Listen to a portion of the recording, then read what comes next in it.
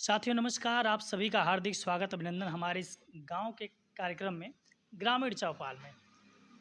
गाँव में हम लोग घूम रहे हैं, गाँव की राजनीति को समझ रहे हैं, गाँव के विकास को समझ रहे हैं और गाँव में जो नए उम्मीदवार हैं, जो अपने संघर्ष को दिखाना चाहते हैं समाज को, तो उन लोगों को हम इंटरव्यू के माध्यम से उनका अ, जो उनकी योजनाएँ हैं 26 के लिए क्या उनकी प्रतिक्रियाएँ रहेंगी विकास के लिए, इन सारी चीज़ों पे हम आज बातचीत करने के लिए हैं। हमारे साथ बहुत ही नौजवान और क्रांतिकारी तरह के एक प्रत्याशी हैं और छात्र जीवन से राजनीतिक दौर में रहे हुए हैं। तो लालजीत यादव जी आपका स्वागत है। आपका नाम और फ़ेम हम लोग जानते हैं, तो पहचान ज़्यादा बताने की ज़रूरत नहीं है, इंट्रोडक्शन ज़्यादा कराने की ज़रूरत नहीं है। आप जयराजपुर से अब की बार जिला पंचायती लड़ रहे हैं, महाप्रधान पद के प्रत्याशी हैं। तो क्या आपकी विज़न है 2026 का? और क्षेत्र में आप जब घूम रहे हैं तो क्या प्रतिक्रियाएँ मिल रही हैं? बताएँ।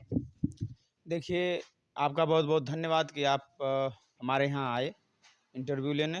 मैं देखिए 2015 में सिवली कॉलेज से छात्र संघ अध्यक्ष पद का प्रत्याशी था। मैं वहाँ से रनर प्रेसिडेंट रहा। मैं छोटे परिवार से हूँ, लेकिन मैं अपने संघर्ष, जनता के लिए मेहनत और जो गरीब तबके, मज़दूर, किसान, नौजवान की लड़ाई को हमेशा लड़ता रहता हूँ। मेरे ऊपर सरकार में कई मुकदमा भी किए गए, लेकिन तब भी मैं विचलित नहीं हुआ। अभी कुछ दिन पहले मेरे ऊपर मुकदमा हुआ सत्ता के तरफ से, लेकिन मुझे जब संघर्ष करना है, जनता के लिए लड़ना है, उनके सुख-दुःख में शामिल होना है, उनके साथ कदम से कदम मिला के चलना है। अगर वो बीमार हैं, तो उनके साथ खड़ा होना, अगर उनके घर कोई अप्रिय घटना हो गई है, तो मैं उनके दुखों में साथ रहता हूँ। मेरे पास भले आर्थिक कमज़ोरी हो, लेकिन मैं अपने तन-मन से जितना धन से हो सकता है, मैं उतना खड़ा रहता हूँ। उनके लिए अगर मुझे मैं 10 सालों से मेहनत कर रहा हूँ। जब से मैं छात्र संघ का अध्यक्ष लड़ा, उसके बाद वहाँ से चुनाव लड़ने के बाद मैं आकर के क्षेत्र में लग गया। मैं पिछली बार भी अगर चुनाव लड़ा होता तो जनता मुझको आशीर्वाद देके जिता दी होती, लेकिन सीट संजोगवश एससी हो गई, तो मुझे लड़ने का अवसर नहीं मिला। तब भी मैं लगा रहा क्षेत्र में। मैंने कभी भी किसी जाति, बिरादरी या धर्म मज़हब के ढंग से राजनीति नहीं करता हूँ, मैं इंसानियत की राजनीति करता हूँ। अगर कोई भी किसी को भी कष्ट, दुःख, तकलीफ़ होती है, तो मैं उनके इलाज के लिए गरीब वर्ग के हैं, बहुत से लोगों की पेंशन नहीं बन पाई थी, मैंने पेंशन बनवाया। जिला समाज कल्याण अधिकारी से कह करके वृद्धा पेंशन, विधवा पेंशन और अ, तमाम योजनाओं का मैं लाभ दिलवाता हूँ। अगर कोई एडमिट है हॉस्पिटल में, तो मुझे मेरे परिचित के हैं हॉस्पिटल के डॉक्टर या मैनेजमेंट कमेटी के, तो मैं उनसे कह के उनका इलाज का भी पैसा कम करवाता हूँ। मैं रोड, नाली, खड़ंजा के लिए हमेशा लड़ाई लड़ता हूँ। अगर मुझको पद मिल जाएगा, जिला पंचायत सदस्य बना देगी जनता और जनता में अच्छा मेरा है माहौल है। मैं जनता ये कहती है कि कोई कितना हूँ आ जाए, कोई 2 दिन से आ रहा है, कोई 4 दिन से आ रहा है, कोई 1 महीने से आ रहा है, होर्डिंग पोस्टर से चल रहा है, कोई 10-10 स्कॉर्पियो से चल रहा है, तो जनता हमको हमारा मनोबल इतना बढ़ाती है, कहती है कि आप लालजीत भाई 10 साल का आपका संघर्ष देखा है हम लोग। आपने जनता के बीच ज़मीन स्तर पे काम किए हैं, जनता के लिए लड़ते हैं, जनता के लिए आप अपने ऊपर मुकदमा ले लेते हैं, तो आपके साथ जनता भी इस बार 26 के चुनाव में जिला पंचायत सदस्य आपको बनाएगी। तो अ, हमको ये मतलब विश्वास हो जाता है, मनोबल हमारा बढ़ जाता है कि जनता देखिए आशीर्वाद दे रही है, तो निश्चित तौर पे हम जनता के लिए खरा उतरेंगे। जिस तरह से अभी भी दौड़ रहे हैं, चुनाव जीतने के बाद भी उसी तरह से हम लड़ते रहेंगे जनता के लिए। जनता के लिए साथ में खड़े रहेंगे, उनके लिए हमेशा संघर्ष करते रहेंगे। जैसे आपका राष्ट्रीय अध्यक्ष जी से श्री अखिलेश यादव जी से आपसे बातचीत होती रहती है आपसी, तो जब आप चुनाव मैदान में अब की बार हैं, शायद सीट भी अब की बार हो जाए शायद आपकी वाली, तो क्या उनकी तरफ से आपको आशीर्वाद के तौर पे मिला है? और जब आप गाँव में जब जा रहे हैं, तो गाँव के ऐसी कुछ जो मूलभूत जो समस्याएँ हैं, सड़कें हैं, तो गाँव के लोग आपसे क्या कह रहे हैं कि आप लालजीत जी अगर आपको आशीर्वाद इस बार मिल गया, तो कैसे आप विकास करेंगे वहाँ पे? क्या आपकी योजनाएँ क्या हैं? हमारी योजनाएँ देखिए भैया ये है कि हम ये चाहते हैं जो गरीब वर्ग के लोग हैं, जिनकी पढ़ाई-लिखाई नहीं हो पाती जिन बच्चों की, उनके लिए हम 100% प्रयास करेंगे कि वो अच्छे से अच्छे स्कूल में पढ़ें। जिनकी व्यवस्थाएँ एकदम मतलब खराब है, नहीं जा सकते स्कूल, तो उनको स्कूल भिजवाने का प्रयास करेंगे। उनको जो मदद होगी कॉपी-किताब की, उसकी मदद करेंगे। और रही बात रोड नाली खड़ंजा के लिए, तो मैं इसके लिए 100% तत्पर रहूँगा, क्योंकि मुझे जो है कि जनता आशीर्वाद दे दे रही है और दे के जिताएगी, तो हमको और मजबूती मिल जाएगी। हम जिला पंचायत सदस्य हो जाएँगे, जिला पंचायत में जा कर के आवाज़ को उठाएँगे जनता को, और वहाँ से काम खींच करके ले आएँगे और जनता के बीच में कराएँगे, और जनता के जो बातें हैं उनके बातों को आगे बढ़ाएँगे। माननीय राष्ट्रीय अध्यक्ष जी ने हमको आशीर्वाद दिया है, हमको जानते हैं, पहचानते हैं नाम से। हमारे हमारा हमारा और हमारी जनता के लिए बहुत मदद की। हमने कई बार कई लोगों को कहा, राष्ट्रीय अध्यक्ष जी ने मदद किए हैं। तो निश्चित तौर पे अगर हम जिला पंचायत सदस्य बन जाएँगे तो और मजबूत हो जाएँगे, तब और मजबूती से साहब के यहाँ, राष्ट्रीय अध्यक्ष जी के यहाँ, और चाहे डीएम हो, चाहे एसपी हो, चाहे एसडीएम हो, चाहे सीओ सिटी हो, चाहे दरोगा हो, चाहे जो भी एसओ हों, सब लोगों के यहाँ इनकी आवाज़ को हम वहाँ उठाने का काम करेंगे और इनकी आवाज़ को दबने नहीं देंगे। गरीब, शोषित, वंचित, पिछड़ा, अल्पसंख्यक, सर्व समाज, सामान्य वर्ग के लोग जो भी मतलब पीड़ित रहेंगे, उनके साथ हम कदम से कदम मिला करके उनके साथ खड़े होंगे, उनकी लड़ाई को लड़ेंगे, आगे बढ़ाएँगे, और उनके कामों को करवाने के लिए 100%। हम तो अभी भी किसी का कोई इमरजेंसी पड़ जाता है, तो हम यहाँ से लेकर के आजमगढ़ तक दौड़ते हैं। अगर ये मजबूती मिल जाएगी तो हम आजमगढ़ से लेके लखनऊ तक दौड़ने का काम करेंगे। माननीय राष्ट्रीय अध्यक्ष जी के यहाँ दौड़ेंगे, मान सरकार में जो मुख्यमंत्री जी हैं, उनके यहाँ तक दौड़ेंगे। हमको किसी से डर भय थोड़ा रहता है। हम अपने जनता के लिए लड़ेंगे, अपने जनता के लिए जो है कि काम करेंगे, उनके लिए संघर्ष करेंगे, तो इसमें हम पीछे नहीं हटेंगे। बस आशीर्वाद दे रही जनता, जिस तरह से पद मिल जाएगा, तो हमको और मजबूती मिल जाएगी, हम और मजबूती से लड़ेंगे। एक बहुत ही महत्वपूर्ण प्रश्न अभी आपसे साझा करना चाहेंगे। सरकार जो भी कुछ ही दिन पहले प्राइमरी विद्यालयों का विलयीकरण कर रही थी, जिस बच्चों में नामांकन कम थे, उनको दूसरे विद्यालय में शिफ्ट कर रही थी। हुँ। तो जो इसके प्राइमरी लिए विद्यालय है, क्या आपकी प्रतिक्रिया रहती है? इसके क्या लिए हमने लड़ाई लड़ा। अब हम इसके लिए भी लड़ाई लड़े। जो प्राइवेट स्कूल प्राइमरी थे, उनको जो मर्ज किया जा रहा था। जहाँ पे कह रहे थे लोग कि 25 या 50 बच्चे 50 से से कम वाले बच्चों को मर्ज किया जा रहा। तो इससे शिक्षक भी जो है कि बेरोज़गारी की तरफ जा रहे थे, और जो गरीब वर्ग के छात्र थे, वो पढ़ नहीं पाते। जो दूर हो जाते, उनके पास व्यवस्थाएँ हैं नहीं, साइकिल नहीं है, गाड़ी नहीं है, उनको कोई व्यवस्थाएँ है नहीं कि वो पैदल जाते 1 किलो 2 किलोमीटर। तो ये व्यवस्थाएँ बहुत गड़बड़ थी। इससे अब मैं चाहूँगा कि ये जो दोहरी शिक्षा प्रणाली है, दोहरी शिक्षा प्रणाली को बंद करके एक देश, एक शिक्षा होनी चाहिए। जब एक देश है तो एक शिक्षा भी होनी चाहिए। सबको, चाहे गरीब हो, चाहे दलित हो, चाहे पिछड़ा हो, चाहे मजदूर हो, चाहे अल्पसंख्यक हो, चाहे जो भी जिस भी वर्ग का हो, सबको एक समान शिक्षा दी जाएगी, तो सबके अंदर समानता आएगी। हमारे कहने का तात्पर्य यही है कि आप सबको शिक्षा एक समान दीजिए।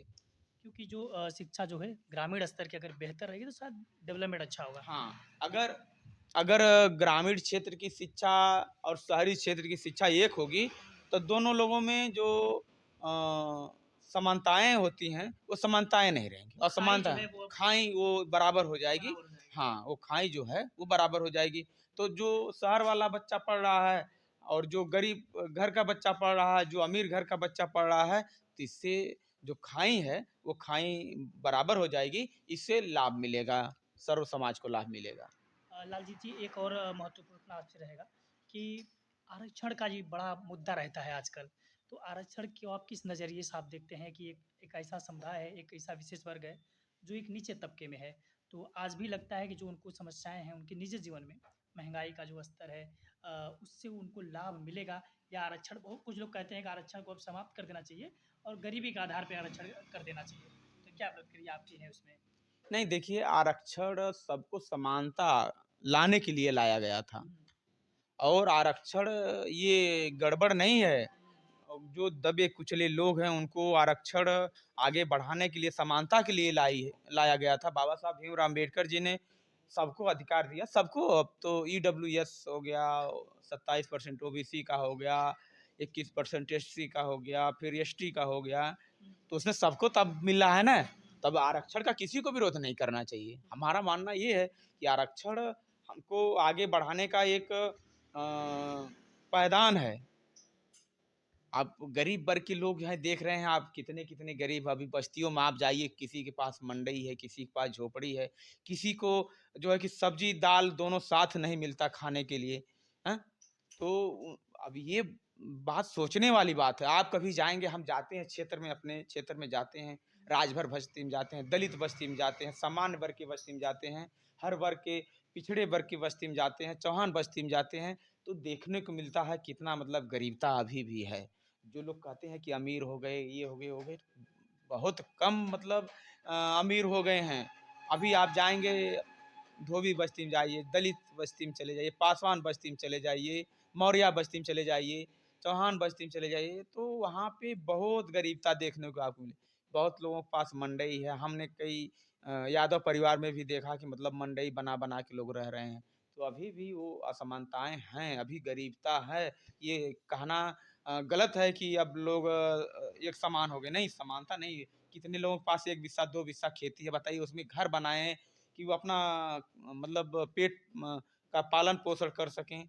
ये स तमाम तरह की सुविधाएँ असुविधाएँ हैं जनता में और ये सुविधा सरकार को देना चाहिए। हमारी माँग भी है, अगर हमको जनता आगे 1-2 पायदान और ऊँचाई पे करती है, हमको जिला पंचायत सदस्य बना देती है, तो हम इस बात को उठाएँगे भी कि जो है कि गरीब जनता जिस तरह से परेशान है, उनको शिक्षा-दीक्षा नहीं मिल पाती, उनको समय से जो है कि दाल-रोटी नहीं मिल पाती है। अब आप देख लीजिए गरीब घर चले जाएँगे तो वो 2 जो है कि व्यंजन में जो सब्ज़ी चावल भोजन में होता है, उसमें आप या तो दाल बना के खाएगा बेचारा या तो सब्ज़ी बना के खाएगा। दाल तो बहुत कम लोग बना के खा पाते हैं क्योंकि दाल महँगी है, महँगी हो गई है। दाल महँगी हो गई है। इसलिए हम चाहेंगे गैस सिलेंडर का भी देख लीजिए, गरीब वर्ग ने तो गैस सिलेंडर ले लिया, लेकिन उसको भरवाने के लिए उसके पास पैसा नहीं है। महँगाई का स्तर। महँगाई का स्तर है। तो इस पे सरकार को ध्यान देना चाहिए कि मतलब कितना मतलब पीछे जनता अभी है। अभी जो डिजिटल इंडिया का जो दावा है अभी वो अभी नहीं है, जो कागज़ातों में जो देखने को मिल रहा है, या शहर की अगर तुलना अगर गाँव से करेंगे, तो गाँव कहीं न कहीं आज भी रोज़गार वगैरह के लिए पीछे है, आपका मानना है? मेरा मानना है कि अभी बहुत पीछे है, हुँ, शहर के मामले में और गाँव रोज़गार के मामले में बहुत पीछे है। डिजिटल इंडिया तो कुछ परसेंट तक ठीक है, हुँ, लेकिन अपन बहुत पीछे है। गाँव में डिजिटल इंडिया बहुत पीछे है। अभी बहुत लोग ऐसे परिवार हैं, जो जानते नहीं कि डिजिटल इंडिया होता क्या है? हुँ, हुँ। मड़ई में चलने वाला मज़दूरी करने वाले को क्या पता है, क्या मतलब है उससे डिजिटल इंडिया से? उसको जो है कि 2 वक़्त की रोटी और दाल चाहिए, उसको 2 वक़्त का चावल सब्ज़ी चाहिए। उसको ये अपनी व्यवस्था करने में लगा रहता है गरीब वर्ग का व्यक्ति। छात्र जीवन की राजनीति से और इस रियल जीवन में अब जो आप एक बड़े पैमाने पर आप पॉलिटिक्स कर रहे हैं, क्योंकि विद्यालय से निकल के आप एक बड़े क्षेत्र का में आप चुनाव लड़ रहे हैं, मैदान क्षेत्र में हैं, तो कैसी चुनौतियों का सामना करना पड़ रहा है, ये थोड़ा सा बताएं आप। देखिए, छात्र जीवन की राजनीति हमारे सिविल कॉलेज से स्टार्ट हुई। हमने संघर्ष किया, बहुत संघर्ष किया और छात्र-छात्राएँ हमारे साथ थे। वहाँ के शिक्षकगण हमने सिविल कॉलेज से जो है कि रनर प्रेसिडेंट रहा और 2015 में तब से और अब तक हमने बहुत संघर्ष किया। लेकिन कॉलेज में आप पढ़ेंगे तो वहाँ पे आपको नहीं बहुत महसूस हो पाएगा कि कौन गरीब है, कौन अमीर है। सब व्यवस्थाएँ अपनी करके सोचते हैं कि हम अपना थोड़ा-सा लेवल ऊँचा कर लें। लेकिन अभी अगर वही हम गाँव में आके कर रहे हैं तो हमको सारा चीज़ दिखाई देता है कि मतलब कौन गरीब है, कौन अमीर है, कौन पिछड़ा है एकदम मतलब कौन एकदम निचले स्तर पे है। तो ये सब व्यवस्थाएँ गाँव में ही आपको देखने को मिलेंगी और ना कि शहर में। शहर में समझ नहीं पाते हैं लोग कि कौन किस स्तर का व्यक्ति है, कौन अमीर है, कौन कैसे है, सारी व्यवस्थाएँ नहीं पता चल पाती। लेकिन आप जब यही गिराव में जाएँगे जनता के बीच में जाएँगे, क्षेत्र में जाएँगे तब आपको पता लगेगा कि किसकी व्यवस्थाएँ कैसी है, किसकी व्यवस्थाएँ कैसी है। क्योंकि स्टूडियो से और ग्राउंड में जाकर जब बातचीत करें या गाँव में जब हम लोग ग्राउंड रिपोर्टिंग भी कर रहे हैं, तो हम लोग देख रहे हैं जो दावे हैं उसमें थोड़ा-मोड़ा फ़र्क ज़रूर है। हालाँकि अभी आपने कहा भी कि अभी जो गाँव है और शहर का जो कनेक्टिविटी है वो थोड़ा गाँव जो है अभी भी एक उस पैमाने पे नहीं पहुँचा है जिस पे पहुँचना चाहिए।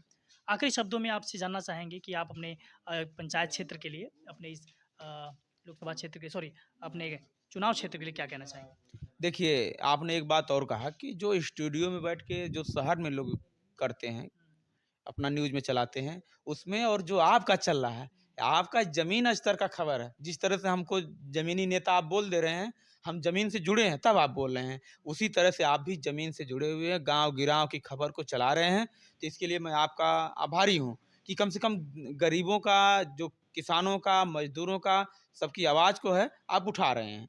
और अच्छा है कि आपने ऐसे मतलब उठाया बात को, हमको आपको धन्यवाद करेंगे। तो बहुत-बहुत धन्यवाद आपका लालजी यादव जी, आपने अपने बहुत ही महत्वपूर्ण समय हमें दिया। और साथियों, हम लोग ऐसे ही गाँव के लोगों से मुलाकात कर रहे हैं, गाँव की समस्याओं को शहर तक शासन, प्रशासन, पंचायती राज विभाग के अधिकारियों तक पहुँचाने का प्रयास करते हैं और गाँव के जो ज़मीनी मुद्दे हैं उसको भी एक प्लेटफ़ॉर्म के माध्यम से रखने का प्रयास कर रहे हैं ताकि गाँव में विकास हो सके, गाँव की शिक्षा पे बात हो के, गाँव के लिए रोज़गार पे बात हो के। एबीएस 9 न्यूज़ पूर्वांचल से मैं अंबिका कुमार आज़ाद आप सभी का एक बार तहे दिल से धन्यवाद देता हूँ और चैनल को सब्सक्राइब जरूर कीजिएगा क्योंकि आपका सब्सक्रिप्शन हमारे लिए एक ताकत का काम करता है।